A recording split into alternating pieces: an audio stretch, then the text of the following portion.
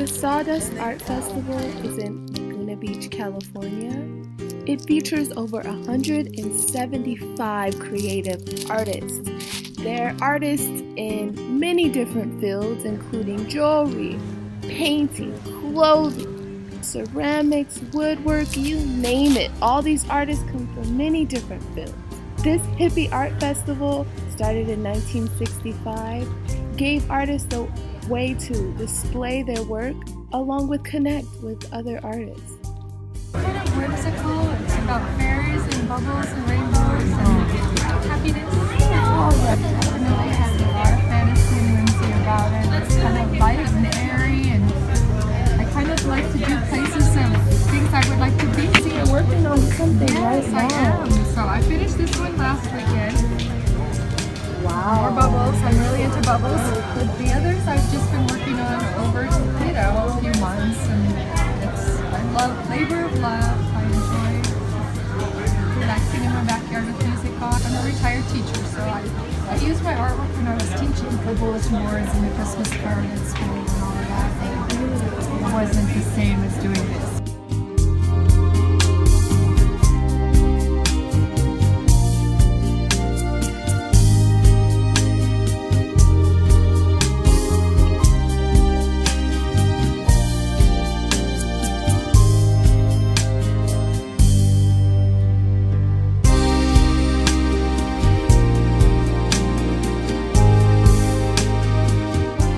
We're here at the Sawdust Art Festival with Brett. I am a multimedia artist, but for the most part, my favorite thing is to write rhymes. When I write the rhyme, I prefer to create an illustration that goes along with that. And as a result of doing that, I was encouraged to write a book in the vein of like a Dr. Seuss, but different. So I wrote the book Trials, Love, and Dreams, and it's stories about my experiences overcoming my struggles with addiction and mental weaknesses related to addiction, and finding that relief and hope in my higher power, also as well as the artwork.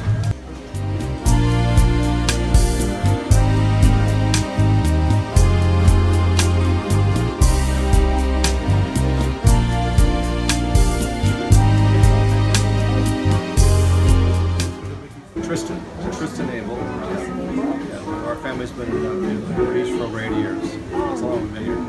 All in the arts business, with carving, painting, architecture, all that. So we're old school. So I was here when I was in my 20s. Beautiful. So he does watercolor and wood carving? Yeah, wood carving, and then these are painted on wood. But he just does wood carving. Here's the kind of wood carving he does. Carves in wood. He does paintings. That's a painting he did. He's also out at El Cap.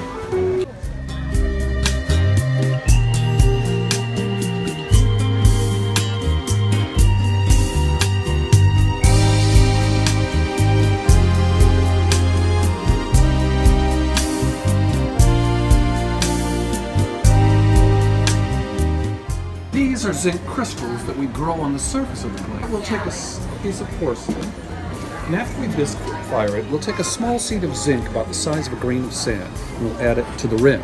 Now that seed crystal is going to react with chemicals in the glaze mixture. When the temperature reaches 2,000 degrees in the kiln, it kickstarts a chain reaction of crystal growth. So over the next 6 hours, as these crystals grow in a chain reaction fashion, they float down the surface of the piece, hugging the curvature of the form and creating the overall pattern. Now the colors come from adding different metal oxides to the base glaze mixture. So for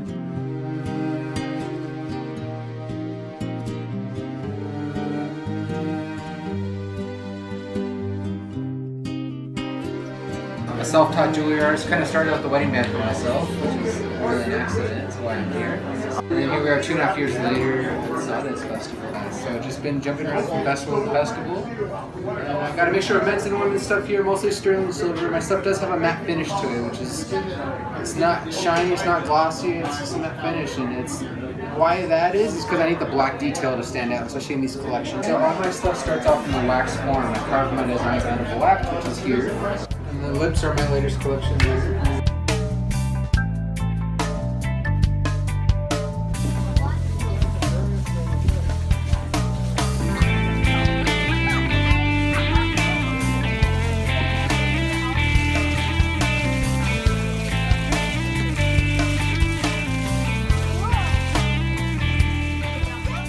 I started here as a musician in the 60s and was playing rock and roll here.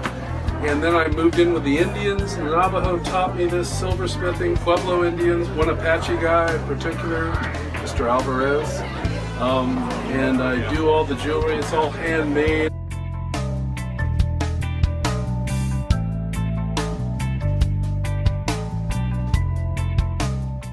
As you can see, there are many talented artists hidden in corners of the art festival. There are different pieces of art that will just strike your eye if you walk past it. I really enjoyed myself here, and I believe that this is definitely a hidden treasure. Not only the art, but the people are true gems.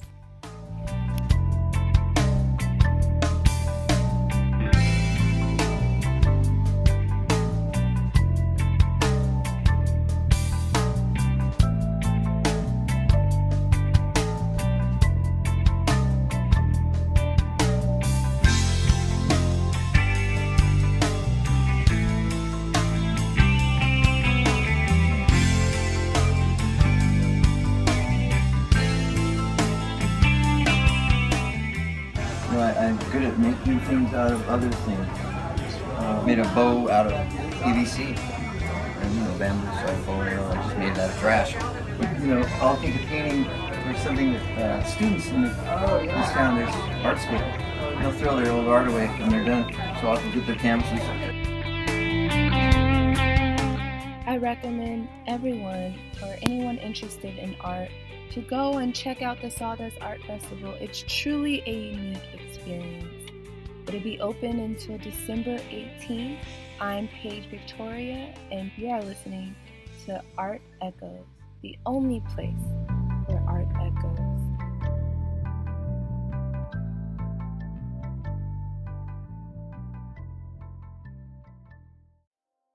The Sawdust Art Festival has been striving since 1960 and features hundreds of artists whom seek connection and exposure. This Arts and Crafts Festival is great for anyone interested in art and would like to expand their mind and rewind. I attended the Winter Fantasy Art Festival not expecting the openness that I would receive from loving people that surrounded me. Being somewhat of an introverted artist myself, I strikingly felt at home with complete strangers.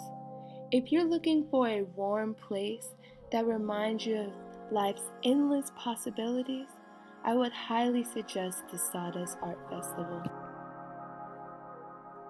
A tight-knit, large circle of interconnected artists from around hippie Southern California area of Laguna Beach, considering themselves rejects, a group of artists and Festival of the Art students came up with a unique way to have a summer art festival.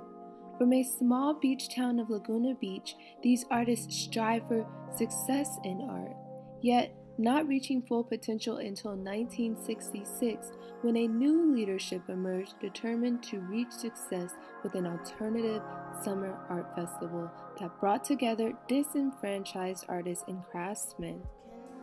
Dolores Farrell and Larry Conquest and various other artists formed the Laguna Beach Artists and Gallery Owners Association, making this non-profit organization a success.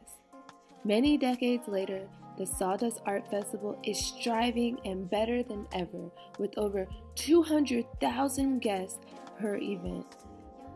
Sawdust Art Festival Winter Fantasy is the art festival in a winter wonderland, gearing up all attendees for the Christmas holidays.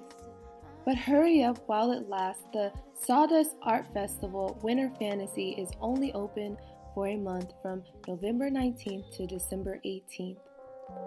The festival opened my mind to various types of art and how it's created. Not only was it informational, but it was very inspiring. The artists that I got a chance to interview were amazing kindred spirits who assisted me along my path of art discovery. Lori Jones, a watercolor artist, opened my eyes to the various dynamics of watercolor. Brent the lyric rhymer who opened me to see art through self-healing, Dan, the person who shed light to me on the whole new form of art, crystallizing art into vases and ceramic forms. Or even the mystical ex-musician who incorporated his experiences with Native Americans into his creation of art. He was truly inspiring.